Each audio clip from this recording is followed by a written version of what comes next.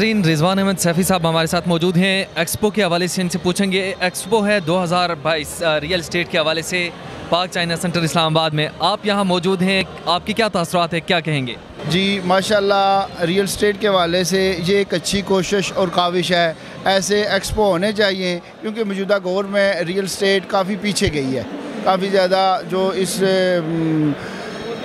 Industry से वाबस्ता लोग थे उनके लिए काफ़ी मुश्किलात आई हैं। ठीक है, तो इस तरह के एक्सपो अगर होंगे तो उम्मीद है कि मज़ीद इस इंडस्ट्री को आगे ले जाने में मदद मिलेगी और हुकूमत को भी इस पे रियल इस्टेट पे जो है ना, जो फ़ैसले उन्होंने किए हैं नज़रसानी करनी चाहिए। अगर ये एक इंडस्ट्री मुल्क में चलती है तो मेरे ख्याल में इसके साथ 70 या 80 मज़ीद इंडस्ट्रियाँ भी जो है ना वो रन करती हैं। अगर ये बैठ जाती है तो बहुत ज़्यादा नुकसान होता है। ऐसे एक्सपो होने चाहिए जनाब, ज़रूरी है इस इंडस्ट्री को जो है ना प्रमोट किया जाए और इसको दोबारा रनिंग पोजीशन में लाया जाए। ओवरसीज़ पाकिस्तानियों और पाकिस्तानियों के लिए कोई पैगाम?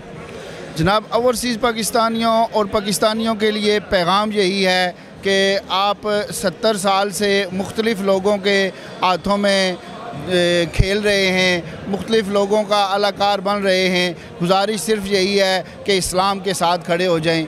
अगर आप इस्लाम के साथ खड़े होते हैं, वाहिद ये मज़हब है जो पाकिस्तान की तरक्की का ज़ामन है। इस्लाम के अलावा पाकिस्तान की तरक्की की कोई ज़मानत नहीं है।